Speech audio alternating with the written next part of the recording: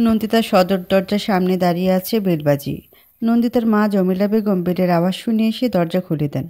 নন্দিতাকে দেখে জমিলা বেগম বলেন, এত দেরি হলো যে তোর?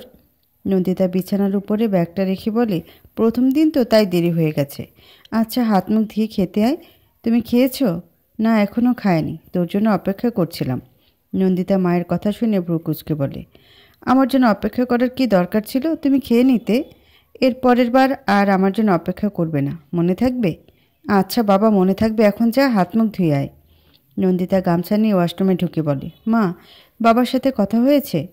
জমেলা বেগম খাবার বাড়তে বাড়তে বলেন, তোর বাবা 2 ঘন্টা পর পর ফোন করে খোঁজ নিচ্ছে। হাত মুখ ধুয়ে তোর বাবাকে একটা কল কর। তোর সাথে কথা বলতে চেয়েছিল। তোর ফোনে কলও তো দিয়েছিল, কিন্তু তুই তো আবার ফোন রেখে দিয়েছিলি। নন্দিতা ওয়াশরুম থেকে বের হয়ে টেবিলের উপর থেকে ফোন নিয়ে বাবাকে কল করে। কিছুক্ষণ রিং হওয়ার পরে নন্দিতার বাবা মজনু আহমেদ কল ধরে বলেন, কী রে মা, বাসায় চলে আসছিস? নন্দিতা মুচকি এসে বলে, হ্যাঁ বাবা, একটু আগে আসছি। কেমন লাগলো তোদের ভার্সিটি? ভালো। আচ্ছা শোন, তোর মায়ের সাথে কিন্তু আজকে আমার ঝগড়া হয়েছে। কি নিয়ে? আমাদের মাঝে কি কথা হয়েছে বলতো? আমার মেয়ে যতদিন পড়াশোনা করবে বাইরে থেকে, ততদিন তোর মা তোর কাছে থাকবে। কিন্তু তোর মা বলে গ্রামে চলে আসতে তোকে রেখে। তোর মায়ের নাকি আমার জন্য চিন্তা হয়। মায়ের সাথে সাথে আমারও চিন্তা হয় বাবা তোমার জন্য। আমি তো বলেছি আমি একটা হোস্টেলে উঠে যাই, তাহলে তোমাদের কাউকে আমার সাথে থাকা লাগবে না, কিন্তু তুমি মানো না। না, হোস্টেলে তোকে দিব না। এসব হোস্টেলের খাওয়া ভালো না, দেখিসনি মজিদ সাহেবের ছোট ছেলেটার কি অবস্থা হয়েছে এসব হোস্টেলের খাওয়া খেয়ে। আমার আম্মার এমন হোক আমি চাই না, কিন্তু বাবা তোমার জন্য চিন্তা হয় আমাদের। মজনু আহমেদ রেগে বলেন, বলেছি না আমার জন্য একদম চিন্তা করবি না, আমি একদম ঠিক আছি। আর ভার্সিটি থেকে এসেছিস, খাওয়া দাওয়া কর, আমি রাখি। আমার আবার বন্ধে যাওয়া লাগবো খেতে পানি দেওয়ার জন্য। বাবা তুমি খেয়েছো? আমি খাইছি, তুই খেয়ে নে। আচ্ছা, ভালো করে খাওয়া দাওয়া করবি কেমন? রাখি আম্মা। নন্দিতা কল কাটতেই জমেলা বেগম বলেন, তোর বাপের অনেক স্বপ্ন, তোকে নিয়ে নিজের কষ্ট হলো সেটা হাসি মুখে মেনে নেবে, কিন্তু মেয়ে যাতে কষ্টে না থাকে সে ব্যবস্থা যেভাবে হোক করবেই করবে। নন্দিতা মুখ শুকনো করে বলে, বাবার জন্য দুশ্চিন্তা হয়। তুমি এখানে কিছুদিন থেকে গ্রামে চলে যাবে বাবাকে না জানিয়ে। তোর বাবা যদি কিছু বলে? কিছু বলবে না, আর আমি দেখি হোস্টেলে চলে যাব। আর ওই মজিদ চাচার ছেলের হোস্টেলের খাবার খেয়ে কিছু হয়নি, ওসব ছাইপাশ খেয়ে এমন হয়েছে। এখন পুরো গ্রামে হোস্টেলের খাবারের দোষ বলে রটাচ্ছে। আচ্ছা, তুই আর খেতে বস। এইভাবে চলতে থাকে নন্দিতার ভার্সিটির জীবন। কিন্তু ভার্সিটিতে যাওয়া আসা করার সময় মনে হয় ওকে কেউ ফলো করছে, কিন্তু যখনই পেছনে ফিরে তাকায় কাউকে তেমন সন্দেহজনক মনে হয় না। মাঝে মাঝে রাতের বেলাতে অচেনা একটা নাম্বার থেকে কল আসে, কিন্তু কথা না বলে চুপচাপ থাকে। শুধু নিঃশ্বাস নেওয়ার ভারী শব্দ শোনা যায়। যখন কথা বলে না, নন্দিতায় বিরক্ত হয়ে কল কেটে দেয়। বাবা মাকে এসব ঘটনা এখনও বলেনি নন্দিতা, যদি টেনশন করে তার জন্য। এর মাঝে রাফির চাউনি নিয়ে পড়েছে এক সমস্যায় নন্দিতা। ভার্সিটি যেখানে যাক না কেন, রাফিকে তার আশেপাশে দেখবেই দেখবে। যখনই রাফির দিকে তাকাবে তখনই দেখে রাফি তার দিকে মন্ত্রমুগ্ধ নয়নে তাকিয়ে আছে। 2 দিন আগের ঘটনা। নন্দিতা ভার্সিটিতে ঢোকার সাথে সাথে কোথা থেকে একটা ছেলে নন্দিতার সামনে এসে একগুচ্ছ লাল গোলাপ ধরে প্রপোজ করে বসে, আর ঠিক সেই সময় রাফি কোথা থেকে এসে হাজির হয়ে ছেলেটাকে শাসানো শুরু করে। এরপর থেকে আর নন্দিতা এই ছেলেটাকে আর নিজের আশেপাশে দেখতে পায়নি। দেখতে পেলেও ছেলেটি মুখ নিচু করে চলে যায়। রাফির আরও অনেক ছোট ছোট কর্মকাণ্ড নিয়ে নন্দিতা অনেক চিন্তিত আছে। এমন নয় যে নন্দিতা কিছু বুঝতে পারে না, কিন্তু যখনই নিজের অবস্থানের কথা মনে পড়ে তখন হেসে এসব ভাবনা মন থেকে উড়িয়ে দেয়। ক্যান্টিনে বসে আছে নন্দিতা আর সুহা। এমন সময় রাফি ক্যান্টিনে ঢুকে তার বন্ধু বান্ধবদের নিয়ে। নন্দিতা রাফিকে দেখে উঠে চলে যেতে চাইলে সুহা নন্দিতার হাত টেনে ধরে বলে, যাস না, আজকে রাফির ভাইয়ের চোখের চাউনি দেখে আমি বোঝার চেষ্টা করবো আসলে কি রাফি ভাইয়ের মনে তোর প্রতি কোনো অনুভূতি আছে নাকি নেই। নন্দিতা ফিসফিস করে বলে, কি বলছিস এসব সোহা? চল আমরা বাইরে যাই। না, এক পাও নড়বি না তুই। যদি নড়িস তাহলে তোর সাথে সারা জীবনের জন্য কথা বলা অফ করে দিব। নন্দিতার আর কি করার, চুপচাপ বসে রইল, কিন্তু ভুলেও সামনের দিকে তাকাচ্ছে না। তবে আরও চোখে একবার তাকিয়েছে, তাকাতেই রাফির চোখের সাথে চোখ মিলে যায় নন্দিতার। এই একটা চাউনি নন্দিতার মনের ভেতর তোলপাড় করে তুলতে সক্ষম।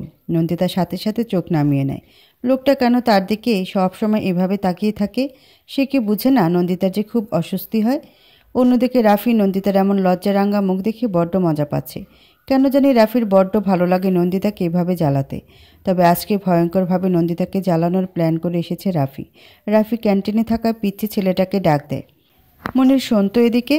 জি ভাই বলেন। একটা কাজ করে দিবি আমার? কি কাজ ভাই? রাফি চোখ দিয়ে ইশারা করে নন্দিতাকে দেখিয়ে দিয়ে বলে, ও যে নীল ড্রেস পরা মেয়েটিকে দেখেছিস, ওই মেয়েটিকে এই কাগজটা দিয়ে আসতে পারবি? ভাই পারমো। রাফি প্যান্টের পকেট থেকে লাল আর সবুজের সমন্বয়ে একটা কাগজ বের করে মনিরের কাছে দিয়ে বলে, যা দিয়ে আয়। মনিরকে ওদের কাছে আসতে দেখে সোহা ফিসফিস করে বলে, ওই নন্দিতা, রাফি ভাই কি লাভ লেটার পাঠাচ্ছে নাকি? নন্দিতা অসহায় গলায় বলে, তোকে আগে বলেছিলাম এখান থেকে চলে যাই, কিন্তু তুই রাজি হলি না। এখন যদি কোনো প্রবলেম হয় তাহলে? আরে কিছু হবে না, দেখি কি হয়। মনির নন্দিতার পাশে এসে দাঁড়ায়। নন্দিতা মনিরকে দেখেও না দেখার ভান ধরে বসে আছে। মনির বলে, আপা আপনাকে এটা রাফি দিয়েছেন, নেন। নন্দিতা কাচুমাচু হয়ে বসে আছে। কি একটা মুসিবতে পড়লো বেচারি। এর মাঝে সোহা বলে, কি হয়েছে মনির? এটা রাফি ভাই দিয়েছেন এই আপাটাকে। সোহা পাশ ফিরে রাফিদের দিকে তাকায়। রাফির দলের সবাই আগ্রহী চোখে তাকিয়ে আছে কি হয় দেখার জন্য। সোহা মনিরের দিকে তাকিয়ে হাসি হাসি মুখে বলে, তুমি আমাকে দাও কাগজটা। মনির নাকচ করে বলে, আপনাকে কেন দিব? রাফি ভাই এই আপাটাকে দিতে বলেছেন, তাই ওনাকেই দিব। সোহা রাগী গলায় বলে, এত বেশি কথা বলে কাগজটা দে। কথাটা বলেই মনিরের হাত থেকে কাগজটা ছো মেরে নিয়ে নেয় সোহা। বলে, বেশি বেশি, একেবারে যা এখান থেকে। মনিরও চুপচাপ এখান থেকে চলে যায়। সোহা নন্দিতাকে খোঁচা দিয়ে বলে, দোস্ত, লাভ লেটারটা তুই পড়বি নাকি আমি পড়ব? বুঝতে পারছিস তুই কার কাছ থেকে লাভ লেটার পেয়েছিস? কলেজের মোস্ট পপুলার বয় রাফি তাজওয়ারের থেকে। আচ্ছা, এ নিয়ে কটা লাভ লেটার পেয়েছিস তুই? নন্দিতা দাঁতে দাঁত চেপে বলে, তুই তোর মুখটা বন্ধ কর আর এখান থেকে চল। একদম না, চুপচাপ বসে থাক। সোহা কথাটা বলে খুব আগ্রহ নিয়ে ভাঁজ করা কাগজটা খুলে, কিন্তু ভেতরে কোনো লেখা নেই। সোহা তা দেখে হতবাক হয়ে বলে, এটার মানে কি? এমন অর্ধেক লাল আর অর্ধেক সবুজ রঙের কাগজ দেওয়ার মানে কি? আজকে কি কোনো দিবস টিবস নাকি যে তোকে এমন অর্ধেক লাল আর অর্ধেক সবুজ রঙের কাগজ দিয়েছে পতাকা বানানোর জন্য? নন্দিতা কি বলবে কিছু বুঝতে পারছে না। এতক্ষণ কি ভেবেছিল আর কি হলো? সোহা হতবাক হয়ে রাফিদের দিকে তাকায়, সাথে নন্দিতাও তাকায়। রাফি বাঁকা হেসে বসা থেকে উঠে তাদের কাছে আসতে দেখে নন্দিতার সাথে সাথে মাথা নিচু করে নেয়। রাফি নন্দিতার কাছে এসে দাঁড়িয়ে কোমর বাঁকিয়ে নিচু হয়ে বলে, একটা হিন্টস দিলাম এই লাল সবুজ কাগজের মাধ্যমে। এর ধাঁধা খুঁজে বের করার চেষ্টা করো। আশা করি পারবে, যদি না পারো তাহলে আমার কাছ থেকে এসে জেনে যাবে, কেমন? আমি ভালো করে সবটা বুঝিয়ে দেব। কথাটা বলে রাফি সোজা হয়ে দাঁড়ায়। নন্দিতা হাঁ করে রাফির দিকে তাকিয়ে আছে। রাফি নন্দিতার চাউনি দেখে মুচকি হেসে যখনই ক্যান্টিনের দরজার দিকে অগ্রসর হতে নেবে তখনই দেখে দিয়া দাঁড়িয়ে আছে আর তাদের দিকে চোখ পাকিয়ে তাকিয়ে আছে। রাফি দিয়ার চাউনি উপেক্ষা করে দিয়ার পাশ কাটিয়ে চলে যায়। রাফির পেছন পেছন ওর বন্ধুরাও চলে যায়। ওরা চলে যেতে দিয়া নন্দিতার কাছে এসে চিৎকার করে বলে, রাফি কি বলেছে তোকে? নন্দিতাকে কিছু বলার সুযোগ না দিয়ে দিয়া আবারও বলা শুরু করে, শোন, একদম রাফির ধারে কাছে আসার চেষ্টা করবি না, তার ফল কিন্তু ভালো হবে না। তোকে ফার্স্ট অ্যান্ড লাস্ট ওয়ার্নিং দিচ্ছি, ওর থেকে দূরে দূরে থাকবি, বুঝলি? কথাটা বলে দিয়া হনহনিয়ে চলে যায়। ক্যান্টিনে থাকা গুটি কয়েকজন স্টুডেন্ট অবাক চোখে তাকিয়ে আছে। হঠাৎ করে কী থেকে কি হয়ে গেল? নন্দিতা আগের মতোই বসে আছে। সোহা নন্দিতার হাত ধরে বলে, বাদ দে তো এই সাইকোটার কথা। সব সময় বলে বেড়ায় রাফি ভাইকে নাকি ও ভালোবাসে, কিন্তু দেখ রাফি ভাই একে পাত্তাই দেয় না। তারপরও বেহায়ের মতো রাফি ভাইয়ের পেছনে পড়ে আছে। নন্দিতা কিছু না বলে চুপচাপ বসে আছে। সোহা তপ্ত নিঃশ্বাস ছেড়ে বলে, ওই বেশরম মাইয়ার কথা চিন্তা বাদ দিয়ে এই লাল সবুজ কাগজটা নিয়ে ভাব, এর মাঝে কি অর্থ আছে এটা খুঁজে বের কর। নন্দিতা কাগজটা হাতে নিয়ে কিছু একটা ভেবে ব্যাগের চেন খুলে তাতে কাগজটা ঢুকিয়ে বসা থেকে উঠে দাঁড়িয়ে বলে, বাড়ি চল। সোহা আর কিছু না বলে বান্ধবীর পেছন পেছন যেতে থাকে। বুঝতে পারল বান্ধবী তার ভেতরে ভেতরে বোম হয়ে আছে, বেশি খোঁচালে ফেটে যেতে পারে, তাই চুপ থাকাটাই মঙ্গলজনক। নন্দিতা ক্যান্টিন থেকে বের হয়ে দেখে ও দূরে দাঁড়িয়ে আছে রাফি, হাত নাড়িয়ে নাড়িয়ে কী বলছে আর বাতাসে উড়তে থাকা অবাধ্য চুলগুলো ঠিক করছে। এই মুহূর্তে রাফিকে দেখতে ভীষণ ভালো লাগছে নন্দিতার কাছে। এই প্রথম নন্দিতা পূর্ণ দৃষ্টি ফেলে রাফিকে খুঁটিয়ে খুঁটিয়ে দেখছে। পাশে দাঁড়ানো সোহা তা দেখে মুসকি মুসকি হাসছে। বান্ধবী যে প্রেমী সেটা খুব ভালো করেই বুঝতে পারছে। হঠাৎ করে রাফি নন্দিতার দিকে তাকাতেই হকচকে উঠল নন্দিতা। নন্দিতা দিশেহারা হয়ে সোজা ভার্সিটির গেটের দিকে অগ্রসর হতে থাকে। নন্দিতার পেছন সোহাও ছুটল। ভার্সিটির গেটের বাইরে এসে বুকে হাত রেখে জোরে জোরে শ্বাস ছাড়ে নন্দিতা। সোহা নন্দিতাকে এমন করতে দেখে বলে, কি রে, ঠিক আছিস? হুম, ঠিক আছি আমি, কিন্তু আমার মনে হচ্ছে তুই ঠিক নেই। নন্দিতা ভ্রুকুচকে বলে, মানেটা হলো বান্ধবী, আপনি প্রেমে পড়েছেন, তাও আবার মারাত্মকভাবে। কি যাতা বলছিস? বলে উল্টো দিক ফিরে হাঁটা শুরু করে নন্দিতা। সোহা মুচকি হেসে হাঁটতে হাঁটতে গানের সুরে বলে, প্রেমে পড়েছে নন্দিতা, প্রেমে পড়েছে। চেনা এক মানুষ নন্দিতাকে পাগল করেছে। রাত 9:30 বাজে। নন্দিতা রাফির দেওয়া লাল সবুজ রঙের কাগজটার দিকে এক দৃষ্টিতে তাকিয়ে আছে। রাফির দেওয়া ধাঁধার মানে কিছুতে বের করতে পারছে না নন্দিতা। চোখে মুখে বিরক্তিকর ভাব নিয়ে হাতে রাখা কলমটা টেবিলের উপরে জোরে রেখে মুখ দিয়ে চ জাতীয় শব্দ উচ্চারণ করে। কিছুতেই কিছু মিলাতে পারছে না। হঠাৎ করে ফোনে মেসেজ আসার শব্দ শুনে নন্দিতা ফোনটা হাতে নিয়ে দেখে প্রতিদিন যে নাম্বার থেকে রাতে কল আসে সেই নাম্বার থেকে মেসেজ এসেছে। নন্দিতা মেসেজ অপশনে ঢুকে মেসেজ পড়া শুরু করে। কি, এখনও আমার দেওয়া ধাঁধাটার সমাধান করতে পারোনি? নন্দিতা মেসেজটা পড়ে চোখ কপালে উঠে যাওয়ার মতো অবস্থা। নন্দিতা মেসেজ পড়ে বুঝতে পারলো এতদিন রাত্রের বেলায় যে নাম্বার থেকে কল আসতো সে আর কেউ না, রাফি। নন্দিতা বিড়বিড়িয়ে ওঠে, কি ধরিবাজ লোক রে বাবা, আমার নাম্বার পেল কোথায়? নন্দিতাকে এভাবে তব্দা হয়ে বসে থাকতে দেখে জমেলা বেগম বলেন, কি রে, কি হয়েছে? নন্দিতা মায়ের আওয়াজ শুনে থতমত খেয়ে কাগজটা বইয়ের ভিতরে ঢুকিয়ে বলে, কিছু হয়নি মা। ঠিক আছে, মনোযোগ দিয়ে পড় তাহলে। নন্দিতা ঠোঁট ফুলে মনে মনে বলে, আর মনোযোগ? সব মনোযোগ তো এই রাফি নামক লোকটার দেওয়া কাগজটার উপরেই। পড়ালেখায় কি করে মনোযোগ দিব? না বাবা, এই ধাঁধা আমার পক্ষে খুঁজে বের করা সম্ভব না। এমনও তো হতে পারে আমার সাথে মজা করেছে। কিন্তু পরের দিন ক্লাস শেষ করে ক্যান্টিনে বসে আছে নন্দিতা আর সোহা। নন্দিতা চুপ থাকলেও সোহা এক নাগারে কথা বলেই যাচ্ছে, থামার কোনো নামই নেই। সোহা কথা বন্ধ করে নন্দিতাকে অন্যমনস্ক হয়ে থাকতে দেখে বলে, আরে ওই, আমি কিছু বলছি, শুনছিস তো? নন্দিতা অন্যমনস্ক হয়ে বলে, আজকে কি উনি আসেননি? সোহা ভ্রুকুচকে বলে, কে আসেনি? রাফি। সোহা বাঁকা হেসে বলে, আপনি তাহলে রাফি ভাইকে চোখে হারাচ্ছেন? নন্দিতা যখনই বুঝতে পারলো কথাটার মানে তখনই নাকচ করে বলল, একদমই না, আমি ওনাকে কেন খুঁজতে যাব আজব? সোহা মাথা নাড়িয়ে বলে, বুঝতে পেরেছি, আর শাক দিয়ে মাছ ঢাকতে হবে না। এখন বল, ওই লাল সবুজ কাগজের ধাঁধাটার মানে বের করতে পেরেছিস? নন্দিতা নির্লিপ্ত ভঙ্গিতে বলে, না, পারি নাই, আর আমি চেষ্টাও করিনি। সোহা জোরে নিঃশ্বাস ছেড়ে বলে, দেখ, মানুষ বলে লাল রং নাকি ভালোবাসার প্রতীক, তবে সাদা আর নীল রঙও ভালোবাসার অনুভূতি প্রকাশ করে। আর সবুজ রংটি জীবনের শুরুতে নতুন কোনো সম্পর্ক বা প্রেমের প্রথম ধাপকে বোঝানো হয়। তার মানে? নন্দিতা ব্রুকুচকে আগ্রহী হয়ে বলে, কি? সোহা উত্তেজিত হয়ে জোরে বলে ওঠে, তার মানে রাফি ভাই তোকে ভালোবাসে, আর সে ভালোবাসার ইঙ্গিত দিল তোকে এই কাগজের মাধ্যমে। নন্দিতা। সোহা কথাটা এতটা জোরে বলেছে যে ক্যান্টিনের সকলে তাদের দিকে অদ্ভুত দৃষ্টিতে তাকিয়ে আছে। কিন্তু সোহার কথাটা শুনে একজনের ঠিক ভালো লাগেনি।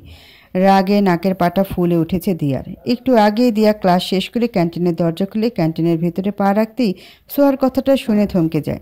সোহার কথাটা যেন দিয়ার মস্তিষ্কে আগুন ধরিয়ে দিয়েছে। হিতাহিত জ্ঞান হারিয়ে দিয়া সোহার কাছে গিয়ে সোহার হাত ধরে সোহাকে বসা থেকে টেনে তুলে নন্দিতার দিকে আঙ্গুল তাক করে রাগী গলা বলে, কি বললি তুই? এই মেয়েটাকে রাফি ভালোবাসে? আকস্মিক এমন হওয়াতে হকচকালো সোহা আর নন্দিতাও বসা থেকে উঠে দাঁড়ায়। সোহা কিছু বলতে যাবে তার আগেই দিয়া নন্দিতার দিকে ফিরে ঝাঁঝালো গলায় বলে, এই মেয়ে, তোকে গতকালকে কি বলেছি আমি? বলেছি না আমার রাফির থেকে দূরে থাকতে? তারপরও তুই রাফির আশেপাশে থাকার জন্য বাহানা খুঁজছিস। বেহায়া মেয়ে কোথাকার।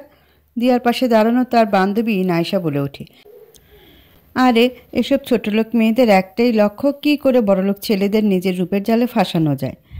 যেই দেখেছে রাফি ভাই বড়লোকের ছেলে অমনি রাফি ভাইয়ের উপরে ঝাঁপিয়ে পড়েছে। আসলে কি বলতো, এদের বাবা মায়েরই বড়লোক ছেলেদের পেছনে লিলিয়ে দেয় মেয়েদের। নন্দিতার গলা দিয়ে কথা বের হচ্ছে না। আজ পর্যন্ত এসব কথা কারো কাছ থেকে শুনতে হয়নি, আর আজকে কিনা রাফির জন্য এতগুলো কথা শুনতে হচ্ছে, এমনকি বাবা মায়ের নামেও। নন্দিতা কিছুতে তার বাবা মায়ের অপমান সহ্য করবে না, তাই নিজেকে সামলে নিয়ে গলার সুর কঠিন করে বলে, মুখ সামলে কথা বলুন, আমার বাবা মায়ের নামে একটাও বাজে কথা বলবেন না। আর কাকে বেহায়া বলছেন? কি বেহায়ার মতো কাজ করেছি আমি যে আমাকে বেহায়া বলছেন? আর এই ভার্সিটির সবাই জানে ঠিক কে বেহায়া। দিয়া কণ্ঠে তেজ এনে ভ্রুকুচকে বলে, কি বললি তুই? তুই কি কোনো মতে আমাকে বেহায়া বলছিস? সোহা শব্দ করে হেসে বলে, যাক, বুঝতে পেরেছে তাহলে। নন্দিতাও শব্দ করে হেসে বলে, চুরের মন পুলিশ পুলিশ, তোর এত বড় সাহস! কথাটা বলে দিয়া নিজের হাত তুলে নন্দিতাকে থাপ্পড় মারতে নিলে দিয়ার হাত কেউ ধরে ফেলে। নন্দিতা দিয়ার এমন আক্রমণ দেখে ভয়ে চোখ বন্ধ করে নেয়, কিন্তু যখন নিজের উপরে দিয়ার কোনো আক্রমণ আসছে না বুঝতে পেরে পিটপিট চোখে নন্দিতা সামনের দিকে তাকিয়ে দেখে রাফি দিয়ার হাত ধরে রাগি চোখে দিয়ার দিকে তাকিয়ে আছে। রাফি রেগে দিয়ার হাতটা ছুঁড়ে ফেলে দিয়ে চিৎকার করে বলে, কি হচ্ছে এখানে? কি হচ্ছে? সারা ক্যান্টিন কেঁপে ওঠে রাফির চিৎকারে। দিয়া ভয়ে দু কদম পিছিয়ে যায়। রাফি ভার্সিটিতে ছিল না, বাইকে তেল ভরার জন্য দোকানে গিয়েছিল, কিন্তু যখনই বিশাল ফোন করে এই পরিস্থিতির কথা বলেছে তখনই রাফি দ্রুত ভার্সিটিতে আসে আর ক্যান্টিনে এসে দেখে দিয়া মারতে যাচ্ছিল নন্দিতাকে। রাফি নন্দিতার দিকে তাকায়। নন্দিতা মাথা নিচু করে নিচের দিকে তাকিয়ে আছে। রাফি সবাইকে এভাবে চুপ থাকতে দেখে আবারও বলে, কি হলো, সবাই চুপ করে আছে কেন? কি হচ্ছিল এখানে? সোহা বলে ওঠে, ভাইয়া আমি বলছি। সোহার কথার মাঝে দিয়া বলে, রাফি তুমি এই ফালতু মেয়েগুলোর কথা শোনো না। রাফি দিয়ার থেকে তাকিয়ে দাঁতে দাঁত চেপে বলে, মুখটা বন্ধ রাখো দিয়া, আর একটু আগে তুমি কি করতে চাইছিলে সেটা আমি খুব ভালো করেই দেখেছি। তারপর সোহার দিকে ফিরে বলে, কি হয়েছে সোহা বলো? ভাই আসলে গতকালকে আপনার ধাঁধাটার মানে বের করার চেষ্টা করছিলাম। আমি জানি না এটা সত্যি কি না, কিন্তু আমি জাস্ট ধাঁধাটার প্রেক্ষিতে বলেছিলাম আপনি হয়তো নন্দিতাকে ভালোবাসেন, আর এটা শোনার পরই দিয়া আপু নন্দিতার বাবা মা তুলে অপমান করে।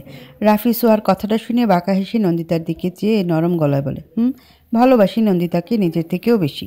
সে কি ভালোবাসে আমায়? নন্দিতা এমন কথা শুনে চমকে রাফির দিকে তাকায়। সামনে দাঁড়ানো লোকটার জন্য আজকে তার বাবা মাকে অপমানিত হতে হয়েছে, আর রাফি ভাবল কি করে নন্দিতা তাকে ভালোবাসবে। নন্দিতার চোখ বেয়ে আপনা আপনি দুফোঁটা নোনা জল গড়িয়ে পড়ে। নন্দিতা দু চোখের পানি মুছে কাট কাট গলায় বলে, না ভালোবাসি না আপনাকে, আর আপনাকে ভালোবাসার মতো এমন কিছু হয়নি যে আপনাকে ভালোবাসতে হবে। কথাটা বলেই নন্দিতা ব্যাগ নিয়ে দৌড়ে বেরিয়ে যায় ক্যান্টিন থেকে। পেছন থেকে সোহা ও নন্দিতা বলে ডাকতে ডাকতে নন্দিতার পেছনে ছোটা শুরু করে।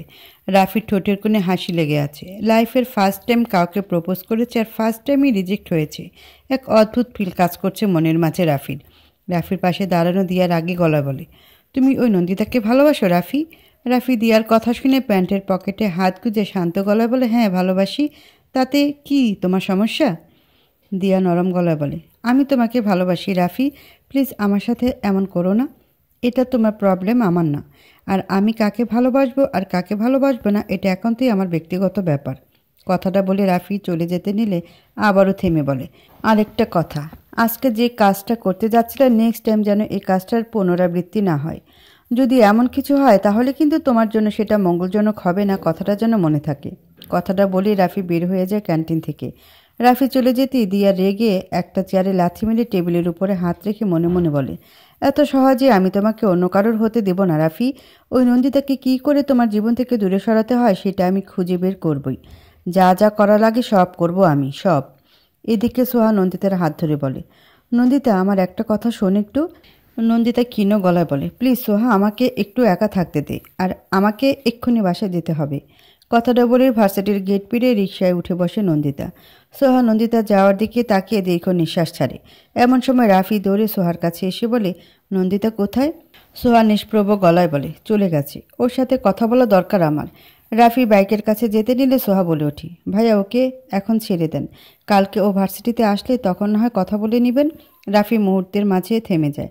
মেয়েটি কি আজকে একটু বেশি কষ্ট পেয়ে গেছে? রাফি নন্দিতাকে এভাবে ভালোবাসার কথা জানাতে চায়নি, কিন্তু পরিস্থিতি আজকে এমন হয়ে গেছে যে রাফি কথাটা বলতে বাধ্য হয়েছে। সব দোষ এই দিয়ার। আজকে যা কিছু হয়েছে সব কিছু এই মেয়েটার জন্য। নন্দিতাকে এমন সময় ভার্সিটি থেকে বাসায় আসতে দেখে ভীষণ অবাক হন জমেলা বেগম। এত তাড়াতাড়ি চলে এলি যে? নন্দিতা কিছু না বলে মাকে জড়িয়ে ধরে কান্না শুরু করে দেয়। জমেলা বেগম হতভম্ব হয়ে যাচ্ছেন মেয়েকে হঠাৎ করে এভাবে কান্না করতে দেখে। জমেলা বেগম মেয়েরে মাথায় স্নেহের হাত বুলিয়ে বলেন, কি হয়েছে মা? নন্দিতা ভাঙ্গা গলা বলে, বাবাকে দেখতে খুব ইচ্ছে করছে মা। জমেলা বেগম বোঝানোর সুরে বলেন, ঠিক আছে তোর ভার্সিটি বন্ধ হোক, তারপর আমরা যাব। নন্দিতা মায়ের কাছ থেকে সরে এসে জেদি গলা বলে, না আমি এক্ষুনি যাব বাবাকে দেখতে। কিন্তু তোর ভার্সিটি কিছু হবে না। নন্দিতা কথাটা বলে ব্যাগ গোছাতে শুরু করে।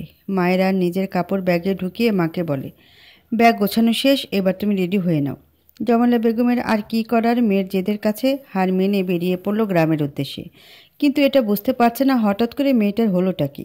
সকালে তো হাসি মুখে গেল ভার্সিটিতে, তাহলে এখন হঠাৎ করে কি হলো? মেয়েকে কিছু জিজ্ঞেস করলে বলছে বাবাকে দেখতে ইচ্ছে করছে, কিন্তু মেয়ের চোখে মুখে ফুটে উঠেছে অন্য কিছুর আভাস, যেটা মা হয়ে জমেলা বেগম ধরতে পারছে না। দুদিন পেরিয়ে গেছে, নন্দিতার কোনো খোঁজ খবর নেই। রাফি যতবার ফোন দিয়েছে ততবারই ফোন অফ আসে, আর ফোন যদি অনও থাকে তাহলেও কল ধরে না।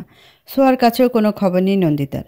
সোহার কলও মেয়েটা ধরে না, এমনকি সোহা নন্দিতার গ্রামের বাড়ির নামটাও জানে না। তার জন্য রাফি আচ্ছা করে সোহাকে কথা শুনিয়ে দিয়েছে। বান্ধবী হয়ে বান্ধবীর গ্রামের নাম জানে না, কেন জানে না তার জন্য। রাফি নন্দিতার বাসায় অনেকবার গিয়েছে, কিন্তু সদর দরজায় মস্ত বড় একটা তালা ঝুলানো। কাউকে জিজ্ঞেস করে নন্দিতার খবর নেবে এটারও সাহস পাচ্ছে না রাফি। যদি কেউ কিছু মনে করে, তার জন্য রাফি সোহার কাছে এসে বলে, সোহা চলো। সোহা বুরকুচকে বলে, কোথায়? নন্দিতার বাসায়। কিন্তু ভাই আপনি তো বললেন নন্দিতা বাসায় নাকি তালা মারা। তুমি ওদের প্রতিবেশীদের কাছ থেকে না হলেও ওদের বাড়িওয়ালার কাছ থেকে খবর নিবে ওরা কোথায় গেছে। সোহা দীর্ঘ নিঃশ্বাস ছেড়ে বলে, ঠিক আছে চলুন। সোহা রাফির বাইকের পেছনে উঠে বসতেই রাফি বাইক স্টার্ট দেয়। রাফির পেছন পেছন সিয়ামও যায়। এই সবটা দূর থেকে দিয়া রাগী চোখে তাকিয়ে দেখছে। এর মাঝে রাফি দিয়াকে বড়সড় একটা থ্রেট দিয়েছে, যদি নন্দিতার কিছু হয় তাহলে দিয়ার জন্য ভয়াবহ কিছু অপেক্ষা করছে। এটার জন্য দিয়ার রেগে ফায়ার হয়ে আছে আরও নন্দিতার উপরে।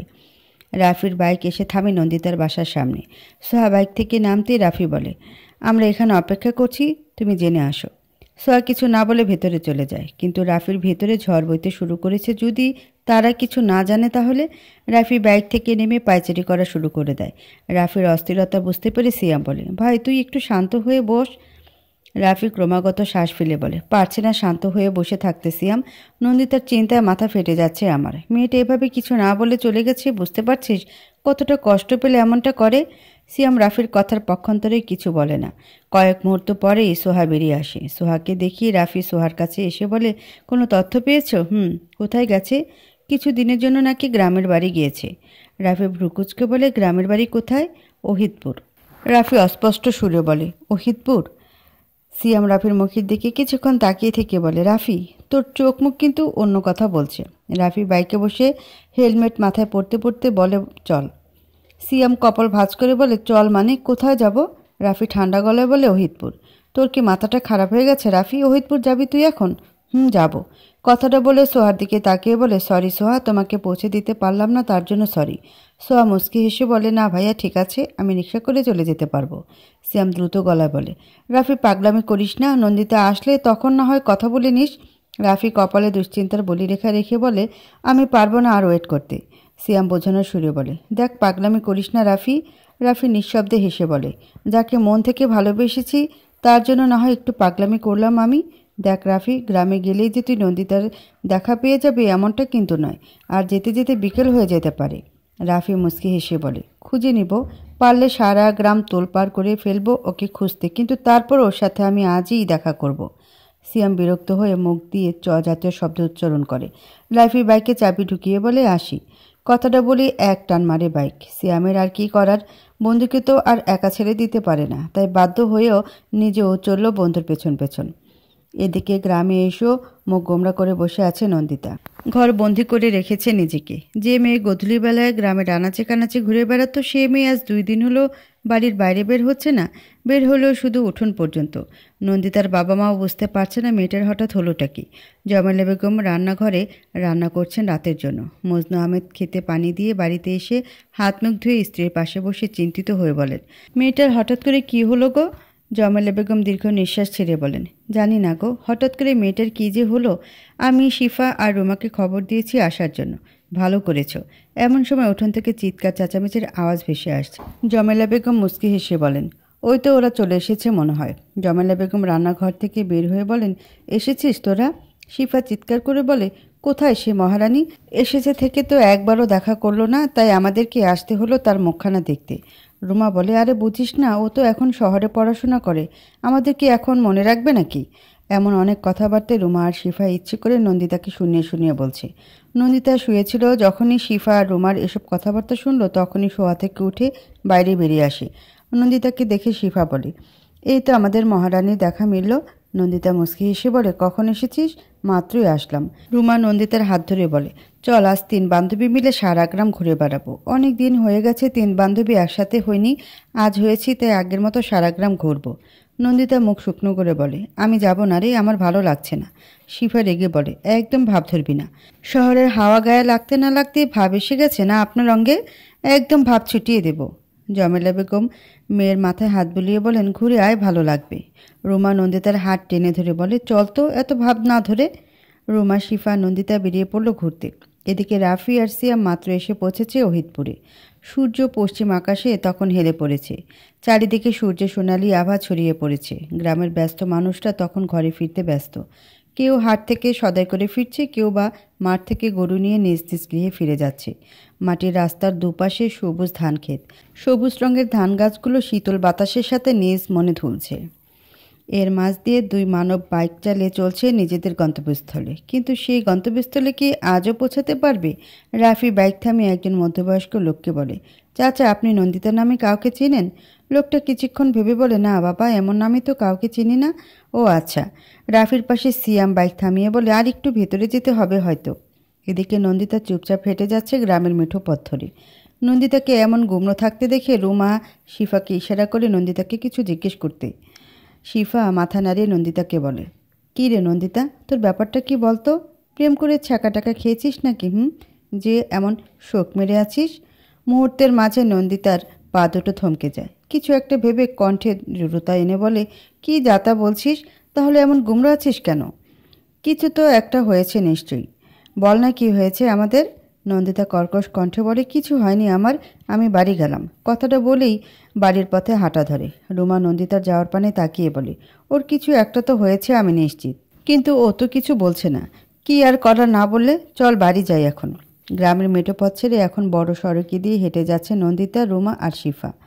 হঠাৎ করেই দুটো বাইক ক্রস করে যেতেই নন্দিতার পা জোড়া থেমে যায়। এই দুটো বাইক তার বড্ড চেনা। অন্যদিকে রাফি ও নন্দিতাকে দেখে কিছুটা দূরে যেতেই তৎক্ষণাৎ বাইক থামিয়ে ফেলে।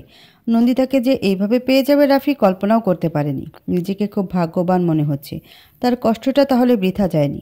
নন্দিতা পেছন ফিরে তাকাতেই চমকে যায় রাফিকে আর সিয়ামকে দেখে। রাফি বাইকের উপরে হেলমেটটা রেখে নন্দিতার দিকে এগিয়ে আসছে। নন্দিতা অস্বস্তিতে পড়ে যায় রাফিকে নিজের দিকে এগিয়ে আসতে দেখে। হঠাৎ করে রাফি আর সিয়াম গ্রামে এসেছে কেন, নন্দিতা ঠিক বুঝতে পারছে না। নন্দিতা কি এখন রাফিকে ইগনোর করে চলে যাবে, নাকি রাফি কেন এসেছে সেটা জানবে? নন্দিতা রাফির এগিয়ে আসা দেখে উল্টো ঘুরে চলে যেতে নিবে, তখনই রাফি উচ্চ সুরে বলে, নন্দিতা প্লিজ দাঁড়াও, আমার কথাটা তো একটু শুনে যাও। রাফি দৌড়ে এসে নন্দিতার সামনে এসে দাঁড়িয়ে বলে, নন্দিতা প্লিজ আমার কথাটা একটিবার শোনো। নন্দিতা রাফির দিকে না তাকিয়ে বলে, আপনার সাথে আমার কোনো কথা নেই। রাফি ঠান্ডা গলায় বলে, কিন্তু আমার আছে। দেখুন, এখানে সিনক্রেট করবেন না, এটা গ্রাম, ঢাকা শহর নয়। রাফি অনুনয় হয়ে বলে, প্লিজ নন্দিতা, আমি জাস্ট কয়েকটা কথা বলবো। রুমা শিফা হতভম্ব হয়ে তাকিয়ে আছে। কি হচ্ছে ঠিক বুঝতে পারছে না। সড়ক দিয়ে যারা হেঁটে যাচ্ছে তারাও তাদের দিকে তাকিয়ে আছে অদ্ভুত চোখে। শিফা মানুষজনের দৃষ্টি বুঝতে পেরে নন্দিতার কাছে এসে বলে, ছেলে দুটো কে নন্দিতা? এর মাঝে রাফি বলে, প্লিজ নন্দিতা, জাস্ট 5 মিনিট সময় দাও আমাকে। আমি শুধুমাত্র তোমার সাথে দেখা করার জন্য এতটা রাস্তা বাইক চালিয়ে এসেছি। নন্দিতার বুকটা কেন যেন ধক করে উঠে কথাটা শুনি। রাস্তা যদি লোকটার কিছু হয়ে যেত তখন কি হতো? এতটা পাগলামি করার কি কোনো মানে আছে? এসব ভেবে নন্দিতা দীর্ঘ নিঃশ্বাস ছেড়ে বলে, ঠিক আছে, বলুন কি বলবেন। রাফি মিহি সুরে বলে, তুমি এভাবে হঠাৎ করে গ্রামে চলে আসলে কেন? আমি কখন গ্রামে আসবো না আসবো সেটা কি আপনাকে বলে আসতে হবে নাকি? সরি, আমি জানি ওই দিন যা কিছু হয়েছে সবটা আমার জন্য হয়েছে, তা বলে তুমি এভাবে চলে আসবে? নন্দিতা এবার গলার সুরে কঠিন করে বলে, আশ্চর্য, আমি কখন বললাম আমি আপনার জন্য চলে এসেছি? আমার বাড়িতে আসতে ইচ্ছে হয়েছে তাই এসেছি। এটার জন্য আপনি কেন নিজেকে দোষী মনে করছেন আমি ঠিক বুঝতে পারছি না। রাফি নিঃশব্দে হেসে কোমল গলায় বলে, তোমার প্রত্যেকটা কথার মাঝে অভিমান লুকিয়ে আছে, সেটা কি তুমি জানো নন্দিতা? নন্দিতা রাফির কথা শুনে ঢোক গিলে। রাফির মুখে এই নন্দিতা ডাকটা বড্ড অদ্ভুত লাগে নন্দিতার কাছে। কিন্তু রাফি যে তাকে কথার জালে ফাঁসাতে চাইছে সেটা ভালো করে বুঝতে পারছে। সন্ধ্যা হয়ে আসছে, তাই নন্দিতা আর কিছু না বলে রাফির পাশ কাটিয়ে চলে যেতে নিলে রাফি বলে ওঠে, তুমি কি সত্যিই আমাকে ভালোবাসো না নন্দিতা? যদি উত্তরটা না দিয়ে যাও তাহলে বুঝে নিব তুমি আমাকে ভালোবাসো। নন্দিতার না চাওয়া সত্ত্বেও থেমে যায় রাফির কথা শুনে। নন্দিতার বোঝে আসছে না, একটা লোক এতগুলো মানুষের সামনে রিজেক্ট হওয়ার পরও আবার কি করে এই কথাটা বলছে। নন্দিতা রাফির দিকে ফিরে বলে, আপনার কি লজ্জাশরম বলতে কিছু নেই? ওই দিন এতগুলো মানুষের সামনে রিজেক্ট হয়েছেন, তারপর আবারও রিজেক্ট হতে চলে এসেছেন এত দূরে। রাফি দাঁত কেলিয়ে হেসে বলে, ভালোবাসা লজ্জাশরম নামক বস্তু থাকতে নেই, বুঝলে প্রিয়? রাফির মুখে প্রিয় ডাকটা শুনে অদ্ভুত এক ভালো লাগা কাজ করছে নন্দিতার মনের মাঝে।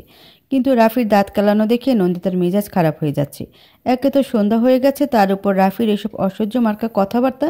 নন্দিতা সিরিয়াস মোডে বলে, শুনুন মিস্টার রাফি তাজওয়ার, আমি আপনাকে ভালোবাসি না, আর কোনোদিন বাসবও না। কথাটা বলে নন্দিতা দ্রুত পায়ে হেঁটে চলে যায়। রাফি নন্দিতার যাওয়ার পানে তাকিয়ে উচ্চ সুরে বলে, বাসবে নাকি অলরেডি ভালোবেসে ফেলেছ?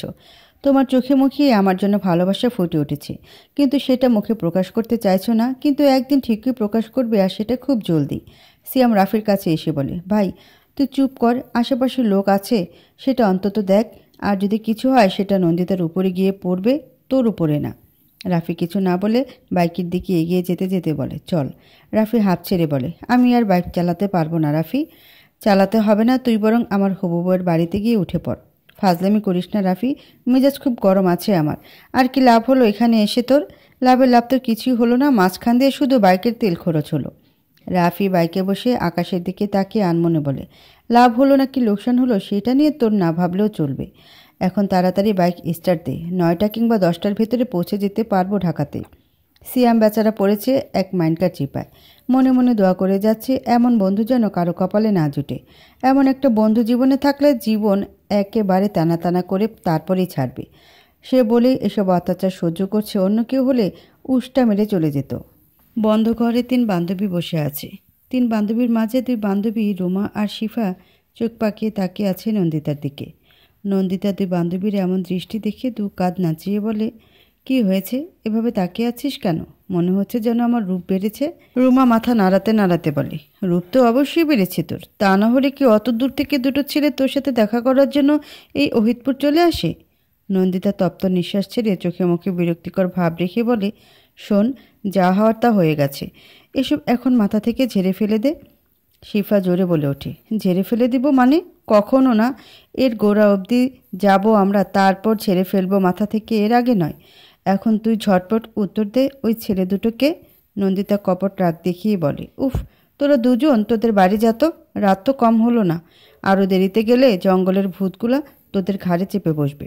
রুমা বুড়ো আর মধ্যমা আঙ্গুল দ্বারা চুটকি বাজিয়ে বলে, শোন, এত ভূতের ভয় দেখাবি না। ছোটবেলা থেকে বনে জঙ্গলে ঘুরে বেরিয়েছি, আর এখন তুই আমাকে এসব ফালতু ভূতের ভয় দেখাচ্ছিস? তাই এত কথা না বলে চুপচাপ বল, এই দুটো ছেলেকে কি সম্পর্ক ওই ছেলেটার সাথে তোর? নন্দিতা কিছু বলতে নিবে তার আগেই শিফা নন্দিতাকে থামিয়ে বলে, একদম না, যা জানতে চাইছিস সেটা বল, তাই উল্টাপাল্টা কথা বলার চেষ্টা করবি না। নন্দিতা জোরে নিঃশ্বাস ছাড়ে। বুঝতে পেরেছে এই 2 মেয়ে তাকে কিছুতেই ছাড়বে না সত্যিটা না জেনে, তাই বলে দেওয়াই ভালো, তা না হলে মাথা খেয়ে ফেলবে। নন্দিতা মাথা নিচু করে বলে, রাফি নামের ছেলেটা আমাকে ভালোবাসে। শিফা কণ্ঠ শক্ত করে বলে, আরে সেটা তো আগেই বুঝতে পেরেছি যে ছেলেটা তোকে ভালোবাসে, কিন্তু ছেলেটা এত দূর এই কথাটা বলার জন্য নিশ্চয়ই আসেনি। নিশ্চয়ই কিছু একটা হয়েছে যার জন্য এখানে এসেছে, আর তোকে সরিও বললো ওদিনের জন্য। ওদিন কি হয়েছে আর কিসের জন্য সরি বলল? নন্দিতা প্রথম থেকে শেষ পর্যন্ত সবটা বলল। শিফা আর রুমা সবটা হাঁ করে শুনে শিফা নরম গলায় বলে উঠল, আহা কি ভালোবাসা। রুমা বলে, রে, আর ছেলে দুটো কি হ্যান্ডসাম রে ভাই। ঠিক বলেছিস, সে একদম চকলেট বয়। আচ্ছা শোন, একটা তো নন্দিতাকে ভালোবাসে, তাই আমি ভাবছি আরেকটাকে নিজের প্রেমের জালে ফাঁসিয়ে নিব। শিফা রুমার কথাটা শুনে চওড়া হয়ে বলে, একদম না, ওইটা আমার, ওইটার দিকে নজর দিবি না তুই। 2 বান্ধবী কথার কাটাকাটি শুরু হয়ে গেল। নন্দিতা জাস্ট এই দুটোকে আর নিতে পারছে না। মেয়ে মানুষের একটা স্বভাব, কিছু পেলেই তা নিয়ে নাচানাচি শুরু করে দেয়া। নন্দিতা আর সহ্য করতে না পেরে চিৎকার করে বলে ওঠে, তোরা চুপ করবি নাকি আমি তোদের ঘাড় ধাক্কা দিয়ে বের করে দিব এই ঘর থেকে? নন্দিতার এমন চিৎকার শুনে শিফা আর রুমা হতভম্ব হয়ে নন্দিতার দিকে তাকিয়ে আছে। নন্দিতা আবারও বলা শুরু করে, কি সমস্যা তোদের? কি সমস্যা? কোথাকার কোন ছেলেকে নিয়ে তোরা এমন ফালতু বকবক করছিস কেন? রুমা আর শিফা কিছুক্ষণ হতভম্ব হয়ে নন্দিতার দিকে তাকিয়ে হু হু করে হেসে দেয়। নন্দিতা জাস্ট স্তম্ভিত হয়ে গেছে এই দুটোর কাণ্ড দেখে। রুমা হাসতে হাসতে বলে, তোর কি জ্বলছে নন্দিতা? আমরা তোর প্রেমিক আর তোর দেবরকে নিয়ে আলোচনা করছি দেখে। নন্দিতা ঝাঁঝালো গলায় বলে ওঠে, প্রেমিক? কিসের প্রেমিক? কার প্রেমিক? ওনার সাথে আমার কোনো সম্পর্ক নেই, আর হবেও না, বুঝলি? শিফ এবার মুচকে হেসে সিরিয়াস হয়ে বলে, দেখ নন্দিতা, ছেলেটা তোকে সত্যিই ভালোবাসে, না হলে কি ওইভাবে এতটা রাস্তা বাইক চালিয়ে চলে আসে? শুনেছি ঢাকা শহরে নাকি বাইকের অ্যাক্সিডেন্ট প্রচুর হয়। ছেলেটা এসব ভয় না করে তোর সাথে দেখা করার জন্য এত দূর ছুটে এসেছে। আর যা হয়েছে তাতে তো ওনার কোনো দোষ নেই, সব দোষ ওই দিয়া নামের মেয়েটার। আর ভাইয়া তো দিয়াকে পছন্দও করে না, তোর মুখ থেকেই বলা কথাটা। নন্দিতা শিফার দিকে অবাক চোখে তাকিয়ে বলে, ভাইয়া কোন কালের ভাই তোর ওই লোকটা? শিফা তপ্ত নিঃশ্বাস ছেড়ে বলে, দেখ উনি বয়সে অনেকটাই বড় আমাদের থেকে, তাই ভাইয়া বলেছি সম্মান দেখানোর জন্য। এর জন্য এতটা পেনি খাওয়ার কি আছে? আর আমার তো মনে হচ্ছে তুইও ওনাকে ভালোবাসিস। নন্দিতা শিফার কথা শুনে ভ্রু কুঁচকে বলে, কি আমি ওনাকে ভালোবাসি? জীবনেও না। শিফা মুচকে এসে বলে, ঠিক আছে, সময় আসলে বোঝা যাবে। নন্দিতা কিছু বলতে যাবে, এর মাঝেই মজনু আহমেদ মেয়েকে ডাকতে শুরু করেন। বাবার এমন হাঁক ডাক শুনে নন্দিতা তাড়াতাড়ি ঘর থেকে বের হয়, পেছন পেছন শিফা আর রুমাও বের হয়। নন্দিতা বাবার কাছে গিয়ে বলে, কি হয়েছে বাবা? মজনু আহমেদ শান্ত গলায় বলেন, ছেলে দুটো কে আম্মা? নন্দিতার বাবার মুখে এমন কথা শুনে ধক করে উঠে বুকটা। বাবা কি করে জানলো রাফি আর সিয়ামের কথা? যে ভয়টা পেয়েছিল সেটাই হলো। এবার কি হবে? নিশ্চয়ই বাবার কানে এই কথাটা তুলে দিয়েছে কেউ। নন্দিতা নিজেকে যথেষ্ট শান্ত রাখার চেষ্টা করছে। এদিকে রুমা আর শিফা একে অন্যের মুখের দিকে দু একবার তাকিয়েছে। তিন বান্ধবী যদি কিছু বলেও দেয় তাহলে তাদের কথার মিল পাবে না, তাই রুমা আর শিফা চুপ করে থাকলো। যা বলার নন্দিতাই বলবে। নন্দিতাকে চুপ থাকতে দেখে মজনু আহমেদ আবারও বলেন, কি হলো আম্মা বলো? নন্দিতা ঢোক গিলে শান্ত গলায় বলে, আসলে বাবা ওনারা দুজনে একটা ঠিকানা জানতে চেয়েছিল। মজনু আহমেদ কিছুক্ষণ চুপ থেকে বলেন, ও আচ্ছা, ঠিক আছে, তুমি ঘরে যাও। নন্দিতা মাথা নাড়িয়ে দ্রুত কদমে নিজের ঘরে চলে যায়। রুমা আর শিফা নন্দিতার ঘরে যায়নি, সোজা নিজেদের বাড়িতে চলে গেছে। এখানে থাকা মানে নিজের বিপদ ডেকে আনা। নন্দিতা ঘরে ঢুকেও দরজার আড়ালে দাঁড়িয়ে আছে বাবা মার কথা শোনার জন্য। জমেলা বেগম বলেন, কি গো, হঠাৎ এমন প্রশ্ন করলে কেন মেয়েটাকে? কিছু কি হয়েছে? আর বলো না, সুরেশ দূর থেকে দেখেছে নন্দিতার সাথে নাকি দুটো ছেলেকে দাঁড়িয়ে থাকতে, তাই নন্দিতাকে জিজ্ঞেস করলাম ব্যাপারটা কি। বাবার কথাটা শুনে নন্দিতা হাঁপ ছেড়ে বাঁচে। বুকে হাত রেখে জোরে জোরে শ্বাস নিতে নিতে খাটে গিয়ে বসে বিড়বিড় করে বলে, এই যাত্রায় বেঁচে গেছি আল্লাহ। যদি সুরেশ কাকা কাছ পিঠে থাকতো তাহলে তো সব কথা শুনে নিত। নন্দিতা টেবিলের উপরে থেকে পানির বোতলটা নিয়ে কয়েক ঢোক পানি খেয়ে মনে মনে বলে, যত সম্ভব তাড়াতাড়ি করে আমাকে ঢাকা ফিরে যেতে হবে, না হলে এই লোক আবারও গ্রামে আসবে আর একটা ভেজাল বাঁধাবে। গ্রামের মানুষ যে কী রকম সেটা তো আমি খুব ভালো করে জানি। তালকে তিল বানিয়ে দিতে একটুও সময় নেবে না। কিন্তু এই লোক জানলো কি করে আমার গ্রামের বাড়ি কোথায়? সোহা তো জানে না, তাহলে কি করে জানলো? উফ আল্লাহ, আমার জীবনে সবচেয়ে বড় ভুল হলো ঢাকাতে পড়াশোনা করতে যাওয়া। না জানি এখন ঢাকায় ফিরে গেলে এই লোক আবার কি করে। উফ, অসহ্যকর। পরের দিনে বিকেলবেলা ঢাকাতে ফিরে আসে নন্দিতা আর জমেলা বেগম। এবারও মজনু আহমেদ জোর করে স্ত্রীকে মেয়ের সাথে পাঠিয়ে দিয়েছেন। নন্দিতা সারাটা রাত ভালো করে ঘুমোতে পারেনি, এটা ভেবে ভার্সিটিতে গেলে কি হবে, রাফির মুখোমুখি হলে কি হবে। সোহাকেও ফোন করে জানায়নি ও যে ঢাকাতে এসেছে। কি করে জানাবে? সোহাকে না জানিয়ে বাড়িতে চলে গেছে আর সোহার প্রত্যেকটা কল ইগনোর করে গেছে এতদিন। এখন ফোন করে জানাতে গেলে এই মেয়ে ফোনের মাঝে নন্দিতার গলা টিপে ধরবে নিশ্চিত। তাই একেবারে সামনাসামনি না হয়ে সোহার সাথে কথা বলে সবটা মিটমাট করে নেবে। যা হওয়ার সামনাসামনি হবে। পরের দিন সকালবেলা ঠিক সময় নন্দিতা ভার্সিটিতে আসে। মুখে মাস্ক আর মাথায় ওড়না দিয়ে এক হাত ঘোমটা টেনে আসে। নন্দিতা গুটি গুটি পায়ে নিজের ডিপার্টমেন্টে চলে যায়। ক্লাসরুমে ঢুকতেই চোখ যায় সোহার দিকে। বসে বসে ফোন টিপছে আর মুসকে মুসকে হাসছে। নন্দিতা শুকনো ঢোক গিলে আস্তে আস্তে করে সোহার পাশে বসে পড়ে। সোহা পাশে একবার তাকিয়ে আবারও ফোন টিপাতে মনোযোগ দেয়, কিন্তু পরক্ষণে ভ্রুকুচকে নিয়ে পাশে তাকিয়ে বলে, নন্দিতা তুই? নন্দিতা মাস্কটা খুলতে খুলতে ঠোঁটের কোণে হাসি রেখে বলে, আমি। ভালো আছিস? সোহা দাঁতে দাঁত চেপে বলে, সর এখান থেকে, না হলে এমন একটা উষ্টা দিব সোজা আবার তোর বাপের বাড়ি গিয়ে পড়বি। নন্দিতা সোহার কথার প্রত্যুত্তর না করে উল্টো সোহাকে দুহাত দিয়ে জড়িয়ে ধরে বলে, সরি দোস্ত, আর এমন করব না, প্রমিস। এবারের মতো ক্ষমা করে দে। এই দেখ কান ধরছি। নন্দিতাকে কানে ধরতে দেখে সোহা মুখ বাঁকিয়ে বলে, থাক, এত ভাব ধরতে হবে না আমার সামনে। নন্দিতা কান থেকে হাত নামিয়ে আবারও সোহাকে জড়িয়ে ধরে বলে, আমি জানি তো, আমার জানো আমার উপরে রেগে থাকতেই পারে না। সোহা মৃদু সুরে বলে, তবে তোর উপরে একজন খুব অভিমান করে আছে, সেটা কি তুই জানিস? নন্দিতা সোহার কাছ থেকে সরে এসে ব্রুকুচকে বলে, কে? রাফি ভাই। নন্দিতা কিছু বলতে যাবে তার আগে সোহা বলে ওঠে, প্লিজ নন্দিতা, আমার কথাটা আগে শোন, তারপর কথা বলিস।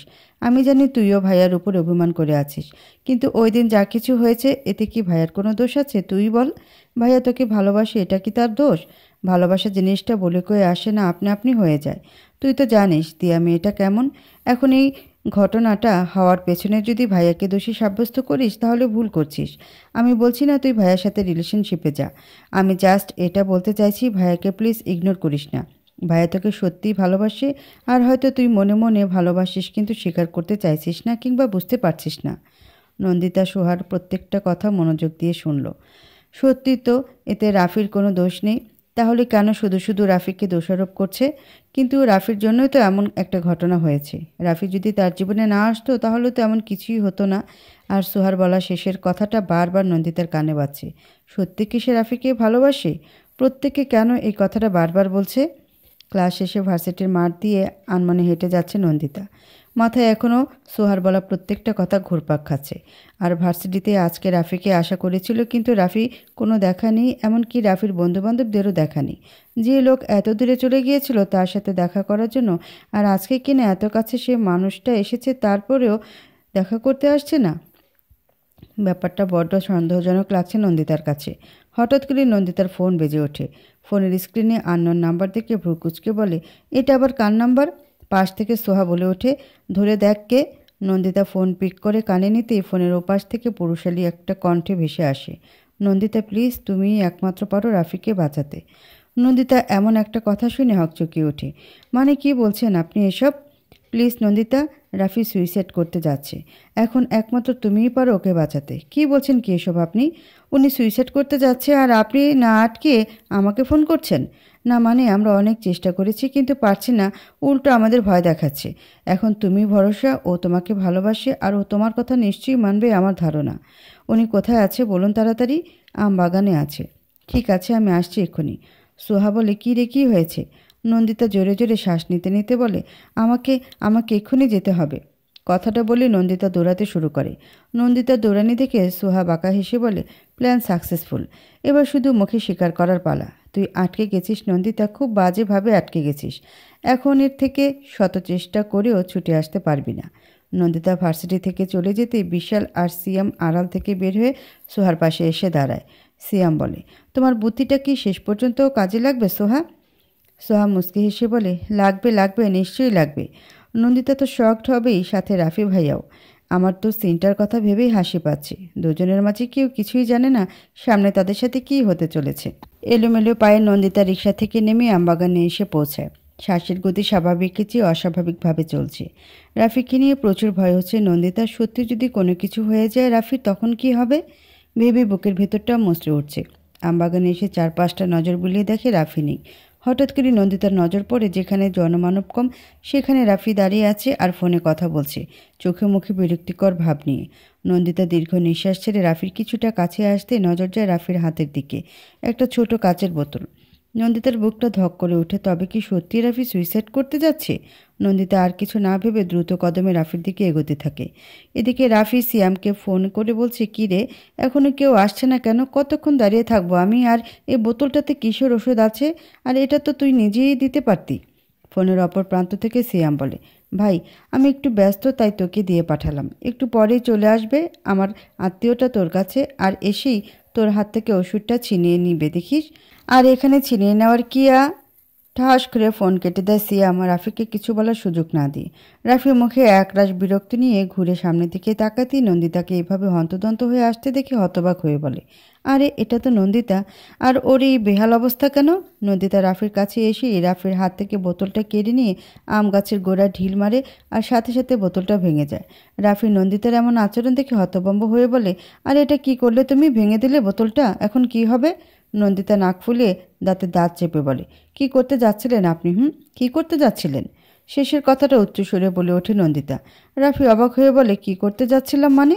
এর আগে তুমি এটা বলো, বোতলটা এভাবে ছুঁড়ে ফেলে দিলে কেন? নন্দিতা চিৎকার করে বলে ওঠে, তো কি করবো আমি? আপনাকে আমি সুইসাইড করতে দিব? এটা আপনি ভাবলেন কি করে? নন্দিতার কথা শুনে বোকা বনে গেল রাফি। সারা মুখে রাজ্যের বিস্ময় ফুটে উঠেছে। এই মেয়ে বলে কি? গ্রামের বাড়ি থেকে এসে কি মাথাটা পুরো খারাপ হয়ে গেছে নাকি এ মেয়ের? আর সেও বা কোন দুঃখে সুইসাইড করতে যাবে? সব কিছু কেমন যেন গুলিয়ে যাচ্ছে রাফির। মাথাটা কেমন ভন ভন করছে রাফির। কিন্তু রাফিকে নন্দিতা আরও অবাক করে দিয়ে রাফিকে দু হাত দিয়ে শক্ত করে জড়িয়ে ধরে ধরা গলায় বলে, প্লিজ আপনি এমনটা করবেন না। আমি জানি আপনি আমার ব্যবহারে আঘাত পেয়েছেন, তা বলে আপনি এমন একটা বাজে সিদ্ধান্ত নিয়ে ফেলবেন? রাফি কি বলবে কিচ্ছু বুঝতে পারছে না। কথা বলার ভাষা হারিয়ে ফেলেছে পুরো নন্দিতার এমন আশ্চর্যজনক ব্যবহার দেখে। হঠাৎ করে মেয়েটার হলো কি? আর এভাবে স্তব্ধ হয়ে দাঁড়িয়ে রইল রাফি। নন্দিতা আবারও বলা শুরু করে, আমি সত্যি জানি না আমি আপনাকে ভালোবাসি কিনা, কিন্তু বিশ্বাস করুন আপনার যদি কিছু হয়ে যায় তাহলে সত্যি আমি নিজেকে ঠিক রাখতে পারবো না। ভার্সিটিতে যতক্ষণ ছিলাম ততক্ষণ আপনাকে এক নজর দেখার জন্য ছটফট করছিলাম, কিন্তু আপনি এখানে এসে সুইসাইড করার মতো একটা ফালতু কাজ করছিলেন। কেন এটা করতে যাচ্ছিলেন আপনি এটা? রাফির এতক্ষণে টনক নড়ল। তাহলে কি এখানে নন্দিতার আসার কথাই বলেছিল সিয়াম? কিন্তু তা বলে এভাবে কতটা ভয় পেয়েছে মেয়েটা না জানি। এটা ভেবে খারাপ লাগছে রাফির, কিন্তু নন্দিতা যে তার জন্য এত চিন্তা করে এটা ভেবে ভালো লাগা কাজ করেছে রাফির মনে। রাফি মুচকি এসে নন্দিতার দুবাহু ধরে নিজের বুক থেকে সরিয়ে নেয়। নন্দিতার চোখের জলে নাকের জলে একেবারে নাজেহাল অবস্থা হয়ে গেছে চেহারার। এখন আর চোখ দিয়ে নোনা জল বের হচ্ছে না, শুধু নাক টানছে। রাফি মুখটা পাশে ফিরিয়ে নিচের ঠোঁট কামড়ে হেসে ঢোক গিলে নন্দিতার দিকে তাকায়। নন্দিতার চোখে মুখে স্পষ্ট ফুটে উঠেছে রাফির জন্য ব্যাকুলতা, যেটা রাফি খুব ভালো করেই বুঝতে পারছে। সামনে দাঁড়ানো মেয়েটা যে তার প্রেমে মারাত্মকভাবে পড়েছে সেটা খুব ভালো করে টের পাচ্ছে। না হলে কোনো কিছু না ভেবে এভাবে ছুটে আসে। রাফি নন্দিতার দিকে পূর্ণ দৃষ্টি ফেলে নন্দিতার নিচু মুখটা দু হাত দ্বারা আগলে নিয়ে উপরে তুলে মিহি গলায় বলে, আমি ঠিক আছি নন্দিতা, এবার ফুপানো বন্ধ করো। ইস, কান্না করে চোখের কাজলটা একেবারে ছড়িয়ে ফেলেছ। কথাটা বলে রাফি নন্দিতার চোখের জল মুছে দেয় বৃদ্ধাঙ্গুল দ্বারা। নন্দিতা রাফির হাতের স্পর্শ পেয়ে ঢোক গিলে রাফির দিক থেকে নজর সরিয়ে নিয়ে রাফির দু হাতের বাঁধন থেকে মুখ সরিয়ে নিতে চাইলে রাফি তা হতে দেয় না। রাফি এবার আবেগী সুরে বলে, ভালোবাসো আমায়? নন্দিতার সমস্ত কায়া কেঁপে ওঠে। কি বলবে এবার সে? উত্তেজনার বশে সব সত্যি কথা বলে দিয়েছে রাফিকে। এবার তো রাফি আরও পাগল হয়ে উঠবে। আগে ছিল আধো পাগল, এখন পুরো পাগল হয়ে যাবে। নন্দিতাকে মৌন থাকতে দেখে রাফি পুনরায় বলে, আই এম ওয়েটিং নন্দিতা। উত্তরটা জানতে চাই আমি, ভালোবাসে কি আমায়? নন্দিতা ক্ষীণ গলায় বলে, জানি না। রাফি নিঃশব্দে হেসে নন্দিতার ডান হাতটা ধরে বলে, তোমাকে জানতে হবে না, তবে এতটুকু বুঝতে পেরেছি তুমি যে আমায় ভালোবাসো আর আমাকে চোখে হারাও, আর এটা কিন্তু তুমি তোমার মুখে স্বীকার করেছো। নন্দিতার এবার নিজের উপরই খুব রাগ লাগছে। এত কথা কেন বলতে গেল শুধু শুধু? এত কথা বলার কি কোনো দরকার ছিল? গেলে তো এখন ফেসে, আর একটু আগে রাফিকে এভাবে জড়িয়ে ধরাটা কি খুব প্রয়োজন ছিল? আজ যে কার মুখ দেখে উঠেছে নন্দিতার দিনটা মাটি করে দিল। রাফি দু ভ্রু নাচিয়ে বলে, কি হলো, কি ভাবছো? কিছু না, আমি বাসায় যাব। যাবে তো তার আগে এক জায়গাতে চলো। নন্দিতা অবাক হয়ে বলে, কোথায় যাব? গেলেই দেখতে পাবে। রাফি নন্দিতাকে নিয়ে আমবাগানের পাশের একটা রেস্টুরেন্টে আসে। নন্দিতাকে চেয়ারে বসিয়ে রাফি বলে, তুমি বসো, আমি আসছি। নন্দিতা বসা থেকে উঠে উত্তেজিত হয়ে বলে, কোথায় যাবেন আপনি? তুমি বসো, আমি আসছি তো। নন্দিতা সরল গলায় বলে ওঠে, আমিও যাব আপনার সাথে। আপনি যদি আবারও সুইসাইড করতে যান। নন্দিতার বোকা বোকা কথা শুনে রাফির উচ্চস্বরে হাসতে ইচ্ছে করছে, কিন্তু আপাতত এখন হাসা যাবে না, নিজেকে সংযত করে রাখতে হবে। তবে তার জন্য নন্দিতার এমন চিন্তা দেখে মানসিকভাবে প্রশান্তি পাচ্ছে খুব রাফি। নন্দিতা মুখে যতই বলুক ভালোবাসি না, কিন্তু মনে মনে বড্ড ভালোবেসে ফেলেছে মেয়েটা রাফিকে। না হলে এমন একটা ফালতু প্ল্যানের ফাঁদে কেউ পড়ে? রাফি ম্লান হেসে বলে, বোকা নন্দিতা কিচ্ছু বোঝে না। রাফির মুখে বোকা কথাটা শুনে নন্দিতা রেগে গেল। কি আমি বোকা? তা নয় তো কি। নন্দিতা দু হাত কোমরে রেখে বলে, আমাকে কোন অ্যাঙ্গেল থেকে বোকা মনে হয় আপনার? রাফি নন্দিতাকে পুনরায় চেয়ারে বসিয়ে বলে, তুমি এখানে বসে গভীরভাবে চিন্তা করে দেখো তুমি কোন অ্যাঙ্গেল থেকে বোকা কেমন। কথাটা বলে রাফি ওয়াশরুমের দিকে চলে যায়। নন্দিতা হা হয়ে রাফির যাওয়ার দিকে তাকিয়ে আছে। আসলে কি সে বোকা, নাকি রাফি তার সাথে মজা করলো, কোনটা? রাফি ওয়াশরুমে ঢুকে সিয়ামকে কল করে। কিছুক্ষণ রিং হওয়ার পরেই সিয়াম কল পিক করে বলে ওঠে, কি মামা, খুব আনন্দে আছো না? রাফি ধমকে সুরে বলে, এই চুপ, তোকে কে বলেছে এমন একটা ফালতু কাজ করতে? সিয়াম অসহায় গলায় বলে, যাহ বাবা, যার জন্য করলাম চুরি সেই বলে চোর? এই ছিল আমার 5 আঙ্গুলের কপালে। এই জন্য আমজনতারা বলে মানুষের ভালো করতে নেই। রাফি তপ্ত নিঃশ্বাস ছেড়ে বলে, দেখ, এই কাজটা একদম ঠিক করিসনি সিয়াম। মেয়েটা ভীষণ ভয় পেয়েছে, জানিস সেটা? জানি সেটা। যাকে ভালোবাসি তার ব্যাপারে যদি এমন একটা সংবাদ শুনি তাহলে ভয় পাওয়াটা স্বাভাবিক নয় কি? তুই এমন একটা ফালতু মার্কা প্ল্যান করেছিস, সেটা কি আমার জানানোর প্রয়োজন ছিল না? এটা আমার প্ল্যান ছিল না, সোহার প্ল্যান ছিল। রাফি এই কথাটা শুনে সিয়ামকে খোঁচা মেরে বলে, তাই তো বলি, তোর গোবর ভরা মাথায় এমন মাস্টার মাইন্ড প্ল্যান আসলো কি করে? কিন্তু এখন শুনি অন্য কাহিনী। সিয়াম উত্তেজিত হয়ে বলে, ওই কি বললি তুই, আমার মাথায় গোবর ভরা? আর একটু আগে তুই নিজেই বললি ফালতু একটা প্ল্যান, আর এখন বলছিস মাস্টার মাইন্ড প্ল্যান। শালা পোল্টিবাজ একটা, রাখ ফোন। তোর সাথে আমার 15 বছরের সম্পর্ক এখানেই শেষ, দ্য এন্ড। কথাটা বলে শ্যাম ফোন কেটে দেয়। রাফি ওয়াশরুম থেকে বের হয়ে কয়েক কদম পেরিয়ে এসে দেখে নন্দিতা নেই। রাফি তাড়াতাড়ি করে রেস্টুরেন্ট থেকে বের হয়ে দেখে নন্দিতার কোনো অস্তিত্বও নেই। মেয়েটা তাকে ফাঁকি দিয়ে চলে গেছে, তার দোষী। রাফি নিজের উপরে রেগে ইটের একটা টুকরো লাথি মেরে বলে, ধ্যাত, চলে গেল পালিয়ে। মেয়েটা এত পালাই পালাই করে কেন? রাফি কিছুক্ষণ নীরব থেকে প্যান্টের দু পকেটে নিজের 2 হাত গুজিয়ে বাঁকা হেসে বলে, সমস্যা নেই। একবার যখন নিজ ইচ্ছায় এসে আমার নীড়েবন্দি হয়েছ, তখন ঠিকই তোমাকে আমার কাছে নিয়ে আসবো মিস নন্দিতা। কতক্ষণ পালিয়ে থাকবে? একবার না একবার তোমাকে বন্দি হতেই হবে আমার নীড়ে।